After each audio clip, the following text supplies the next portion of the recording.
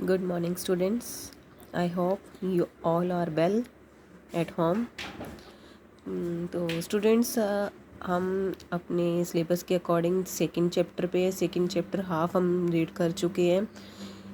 आप लोग जितना एफर्ट कर रहे हो उसको और बेटर बनाने के लिए एक छोटा सा स्टेप है मेरी तरफ से। मैंने एक छोटा सा एफर्ट किया है कि आप लोगों को किसी तरह की प्रॉब्लम ना आए। तो मेरे पास बुक रिसोर्सेज नहीं है, लेकिन एक छोटी सी हेल्प है आप लोगों के लिए। तो आते हैं हम अपने टॉपिक पे कि जिसमें हम बायोपोलैरिटी चैप्टर में हम इंट्रोडक्शन इसके बारे में मैंने आपको बताया था। इंट्रोडक्शन में हमने पढ़ा कि यूएसएसआर और अमेरिका 2 सुपर पावर कंट्रीज़ थी, जिसमें दोनों के बीच में कोल्ड वार हुआ था। तो इसमें क्या था कि जो यूएसएसआर है उसकी किसी तरह से उनका एडमिनिस्ट्रेशन सही ढंग से नहीं चल पाया। उनकी कोई इस तरह सी मजबूरियां रही हैं जिसके कारण से वो ख़त्म हो गया था।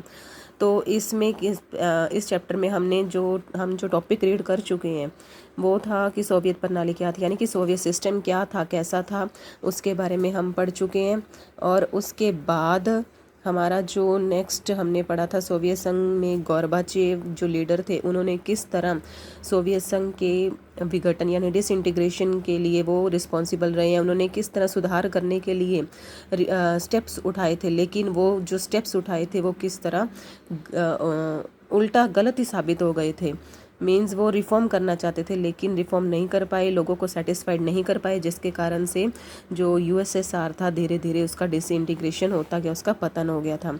ये उसके कारण और परिणाम, रिजल्ट, कॉन्सिक्वेंसेस हम सब कुछ कर चुके हैं।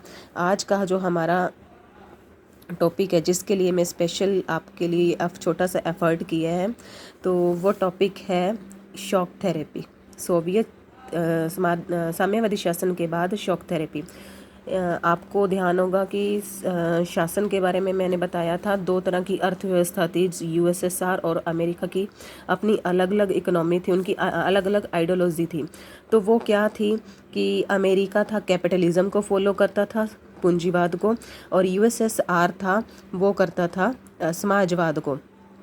तो समाजवाद और पूंजीवाद के बीच, दोनों के बीच की ये लड़ाई चल रही थी। तो जब यूएसएसआर का पतन हो गया था, तो यूएसएसआर यानी कि ख़त्म हो गया था। यूएसएसआर ने किसको, कौन सी आइडियोलॉजी अपनाई हुई थी, समाजवाद की। तो समाजवाद का जब पतन हो गया था तो इसमें क्या था, जो समाजवादी लोग थे, ध्यान से देखिए इसे, कि समाजवादी जो लोग थे वो धीरे धीरे क्या थे, पूंजीवादी व्यवस्था की ओर बढ़ने लगे थे। यानी कि समाजवाद अब धीरे धीरे पूंजीवाद में बदलना शुरू हो गया था, जो इस टॉपिक में हम रीड कर रहे हैं। इसमें क्या था कि जो स्पेशली कंट्रीज़ हैं, रशिया, एशिया, ये सारे जो कंट्रीज़ हैं, धीरे धीरे इन्होंने क्या किया, कैपिटलिज्म को अपनाना शुरू किया। जब ये सोशलिज्म को छोड़कर कैपिटलिज्म को फॉलो कर रहे थे, तो यानी कि अपने जो इनके रूल्स रेगुलेशन थे, अपनी आइडियोलॉजी को छोड़ कर ये वेस्टर्न यानी कि अमेरिका की आइडियोलॉजी, अमेरिका की विचारधारा को फॉलो कर रहे थे। तो उस टाइम वर्ल्ड बैंक, जिसको विश्व बैंक, और आईएमएफ, इंटरनेशनल मॉनेटरी फंड, जिसको अंतर्राष्ट्रीय मुद्रा कोष का नाम दिया जाता है, तो इन्होंने इस चेंजेस को एक नाम दिया जिसको कहा जाता है शॉक थेरेपी। शॉक थेरेपी कहा जाता है। तो देखो, शॉक थेरेपी अगर सिंपल वे में हमारे से पूछा जाएगा what is shock therapy, what do you mean by shock therapy, तो हमारा आंसर होगा आघात लगाकर उपचार करना या चोट लगाकर उपचार करना। यानी कि पहले तो दर्द देना, उसके बाद उसमें सुधार करने के लिए उपचार किए जाते थे। ये एडमिनिस्ट्रेशन इस तरह से चलाना। तो ये शॉक थेरेपी का नाम दिया गया था। ये किसने दिया था, ये क्वेश्चन आता है कि शॉक थेरेपी का मॉडल किसने तैयार किया था, तो वर्ल्ड बैंक और आईएमएफ ने तैयार किया था। तो इसमें क्या था, अब इस मॉडल में हो क्या रहा था कि सारी जो इकोनॉमी थी किस में चेंज होना शुरू हो गई थी, पूंजीवादी अर्थव्यवस्था में, यानी कि कैपिटलिज्म में चेंज होना शुरू हो गई थी। तो इसका मतलब ये था कि देश की हर संरचना से, यानी कि सोवियत संघ जो धीरे धीरे अब समाप्त हो गया था, अब पूरी तरह वो क्या था, उसकी संरचना से छुटकारा पाना, यानी कि समाजवाद जो था उसमें अब उसको बिल्कुल ही ख़त्म कर देना। तो इसके ऊपर सबसे ज़्यादा जो एक वर्ड आया मिल्कियत। मिल्कियत मीन होता है शासन, यानी कि जो सारा कंट्रोल था वो किसके हाथ में होने लगा। कैपिटलिज्म में किसके हाथ में होता है, निजी हाथों में। याद हो तो सोशलिज्म और कैपिटलिज्म में डिफरेंस क्या है। सोशलिज्म में जो कंट्रोल होता है गवर्नमेंट का कंट्रोल होता है, सरकार के नियंत्रण में रहकर, सरकार के कंट्रोल में रहकर सब कुछ रूल्स रेगुलेशन बनाए जाते हैं। लेकिन जो कैपिटलिज्म है, पूंजीवाद है, उसमें जो कंट्रोल होगा वो प्राइवेट प्रॉफिट देखा जाता है, निजी हाथों में रहता है। तो इसमें अब क्या था, जब इन्होंने कैपिटलिज्म अपनाना शुरू कर दिया था सोवियत संघ के पतन के बाद, बाकी के जो लोग बचे थे, तो उन्होंने जब कैपिटलिज्म पूंजीवाद को अपनाना शुरू किया था, तो धीरे धीरे सब कुछ क्या था, निजी हाथों में आने लगा था। पहले इसमें वर्ड है सामूहिक फार्म को निजी फार्म में बदला गया। सामूहिक फार्म और निजी फार्म ये क्या थे। सामूहिक फार्म पहले जो फार्मिंग होती थी, खेती होती थी, वो किस तरह होती थी, आप पिछले अपने टॉपिक में देख लेना, PDF आपके पास पिक्चर्स पड़ी हो तो उसमें आया था वर्ड सामूहिक खेती की जाती थी USSR में। तो सामूहिक खेती क्या थी कि इसमें लोग पहले क्या करते थे कि जो खेती एग्रीकल्चर या खेती होती थी वो भी क्या थी, गवर्नमेंट के कंट्रोल में होती थी। तो उसमें क्या था कि गवर्नमेंट अंडर कंट्रोल रहकर उन्होंने वर्क करना, और उसके बाद उनको एक लिमिट, एक जैसे सैलरी दी जाती है, इनकम होती है, किसी की फिक्स इनकम होती है, तो उनकी इनकम फिक्स होती थी। तो लोगों के मन में ये होता था कि चाहे उनको ज़्यादा मेहनत करें चाहे कम मेहनत करें, लेकिन उनको उतने पैसे मिल ही जाएंगे। तो जिसके कारण से उनके बीच में इस तरह की हीन भावनाएं आने लगी थी। तो अब क्या था, जब ये USSR ख़त्म हो गया था, सामूहिक फार्म को निजी फार्म में बदला गया, यानी कि सब कुछ पर्सनल हाथों में हो गया। अब मेरा अपना प्रॉफिट होगा तो मैं जितनी ज़्यादा मेहनत करूँगी जितना उतना ही कमाऊँगी। अगर मैं आलस करूँगी तो इट मीन्स मैं कम मेहनत कर रही हूँ तो मेरी कमाई भी कम होगी। तो इट मीन्स क्या था, जब लोगों के हाथों में सब कुछ अपने पर्सनल तौर पर आ गया तो वो ज़्यादा मेहनत करने लगे। तो जो सामूहिक खेती थी वो किस में बदलने लगी, अब पूंजीवादी खेती में बदलने लग गई थी। इस संक्रमण से राजनीति, इससे क्या था, धीरे धीरे सब कुछ चेंजेस आने शुरू हो गए थे। तो शॉक थेरेपी में अब सारी अर्थव्यवस्था जो चेंज होनी शुरू हो गई थी, इकोनॉमी किससे, सोशलिज्म से कैपिटलिज्म की ओर अग्रसर होने लग गई थी। तो अब माना जाने लगा कि ज़्यादा से ज़्यादा व्यापार करके ही विकास किया जा सकता है। वो कहते हैं कि पहले हम अंडर कंट्रोल काम कर रहे थे, अब अपनी मेहनत करेंगे उतना ही हम विकास करेंगे। तो उन्होंने क्या किया, मुक्त व्यापार को अपनाना शुरू कर दिया। मुक्त व्यापार यानी कि ओपन पॉलिसी रखी। ओपन पॉलिसी क्या थी कि किसी भी तरह से जो फॉरेन ट्रेड कह सकते हैं कि विदेशों के साथ जो पहले अर्थव्यवस्था में पड़ा होगा, USSR की अर्थव्यवस्था में विदेश नीति कुछ भी नहीं थी, सिर्फ अपने कंट्री के अंदर अंदर बिजनेस होता था। तो इस तरह उन्होंने अब ओपन पॉलिसी बनाना शुरू कर दिया था। तो पूंजीवादी व्यवस्था को अपनाने से वित्तीय खुलापन क्या हो गया था कि जो भी मुद्रा का कह सकते हैं लेन देन अच्छे से होने लगा। मुद्राओं की आपसी परिवर्तनीय यानी कि मनी एक्सचेंज, जिसको आप कह सकते हो ट्रांसफ़र करना, हम करेंसी को ट्रांसफ़र कर लेते हैं, जैसे रुपीज़ को डॉलर में चेंज करना। तो ये सब सिस्टम भी शुरू हो गया था और ओपन पॉलिसी, मुक्त व्यापार करने की नीति को अपनाया गया। तो इन सभी चेंजेस के बाद भी देखो क्या हुआ, सारा जो सिस्टम था अब उन्होंने क्या किया, उसको वेस्टर्न कंट्रीज़ के साथ जोड़ना शुरू कर दिया था। तो धीरे धीरे सब कुछ चेंज आने शुरू हो गए थे। तो शॉक थेरेपी में जो बदलाव किए गए, यानी कि उन्होंने क्या किया, गवर्नमेंट अंडर कंट्रोल यानी कि समाजवाद से पूंजीवाद की ओर जब अग्रसर होना शुरू हो गया, अपना सारा सिस्टम उन्होंने चेंज किया। तो इसके बाद उसके रिजल्ट क्या निकले थे। रिजल्ट में देखो, शॉक थेरेपी जब अपनाई गई तो लोगों को जितना लोगों को उम्मीद दिखाई थी हम ये मतलब ये सब हो जाएगा, लेकिन जितने वादे उन्होंने किए वो नहीं हो पाए थे। शॉक थेरेपी के चक्कर में क्या किया उन्होंने, सारी अपनी अर्थव्यवस्था को और भी ज़्यादा बर्बाद कर लिया। तो बर्बाद किया तो उसका इफ़ेक्ट क्या पड़ा, उसका इफ़ेक्ट ये पड़ा कि गिराज सेल, एक वर्ड आया इसमें, कि जो गवर्नमेंट के अंडर जितने भी इंडस्ट्रीज़ थी सब के प्राइस डाउन हो गए थे, बहुत ही ज़्यादा बहुत ही ज़्यादा डाउन हो गए। कैसे डाउन हो गए कि जो मतलब इंडस्ट्रीज़ थी अंडर कंट्रोल, गवर्नमेंट के अंडर कंट्रोल इंडस्ट्रीज़ थी, अब उन्होंने क्या किया, बेचना शुरू कर दिया।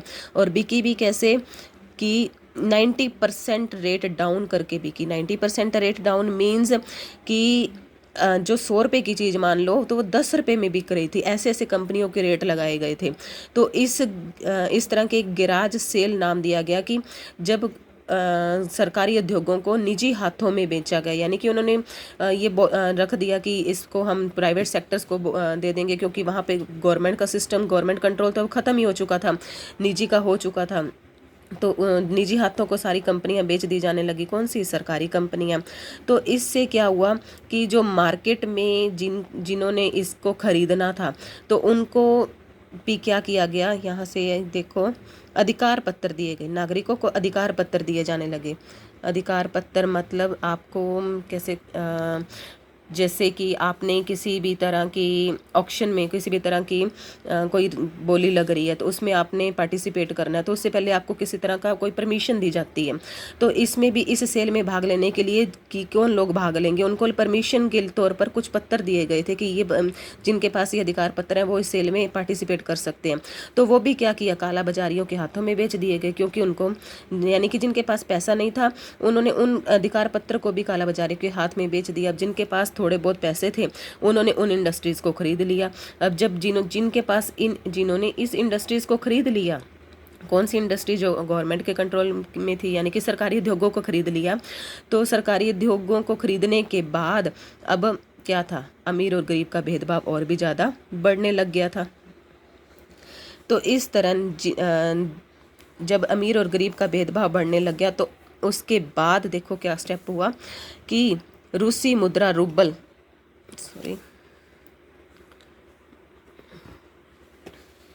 रूसी मुद्रा रूपल के मूल्य में नाटकीय गिरावट आई, यानी कि यहाँ पर क्या हुआ, वैल्यू डाउन हो गई, किसकी, रूबल की वैल्यू डाउन हो गई।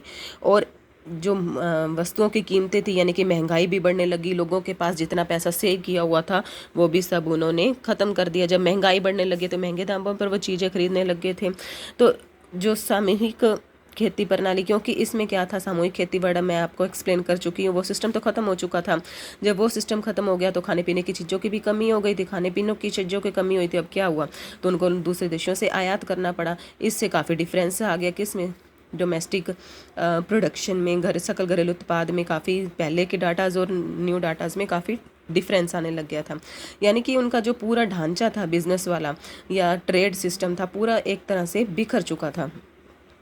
तो अब देखो, समाज कल्याण की पुरानी व्यवस्था को क्रम से नष्ट कर दिया गया। अब यहाँ पर हमारी जो मेन बात है यहाँ पर ये है कि इसमें जो आपको मैं पहले एक्सप्लेन कर चुकी हूँ कि लोग गरीबी में पड़ गए थे, क्योंकि जिनके पास पैसा था वही उद्योग धंधे खरीद पाए, यानी कि वह अमीर हो गए, जिनके पास पैसा नहीं था वो और भी ज़्यादा गरीब हो गए थे। तो सब उनमें डिफरेंस बहुत बढ़ गया। तो जो मीडियम लेवल के लोग थे उनको माफिया वर्ग का नाम दिया गया, जरायम पेशा। तो इस तरह अधिकतर गतिविधियों को अपने उन्होंने कंट्रोल में ले लिया, यानी अमीर और गरीबों के बीच में ये जो विभाजन था धीरे धीरे वो बढ़ता जा रहा था। तो आर्थिक बदलाव को भी बड़ी प्राथमिकता दी गई, यानी कि जितने भी चेंजेस आए थे इकोनॉमिक में वो उसमें भी और भी ज़्यादा उसको प्रायोरिटी दी गई। किस तरह कि जो चेंजेस आ रहे थे, लोकतांत्रिक संस्थाओं का निर्माण, यानी कि जो चेंजेस आ रहे थे वो एकदम से ही होने शुरू हो गए थे, क्योंकि जो सोवियत संघ था, यूएसएसआर था, वो क्या था, समाजवाद से पूंजीवाद की ओर धीरे धीरे वो अग्रसर बढ़ना शुरू हो गया था। तो जो वहाँ की सिस्टम था, जिनके पास सारा सिस्टम था, उन्होंने क्या किया, जो नेता लोग थे वहाँ के, उन्होंने संविधान बनाया। जो संविधान बनाने में भी उन्होंने क्या कर दिया, हड़बड़ कर दी, यानी कि बहुत ही जल्दबाजी में अपना संविधान तैयार किया। तो संविधान तैयार करते उन्होंने क्या गलती कर दी कि उन्होंने राष्ट्रपति के हाथ में सारी कार्यपालिका शक्ति दे दी। कार्यपालिका शक्तियाँ में क्या होता है कि कानूनों को लागू करने का अधिकार, ठीक है, कार्यपालिका का क्या काम करती है, कानूनों को लागू करती है। तो उन्होंने वो सारे अधिकार वहाँ पर राष्ट्रपति को दे दिए।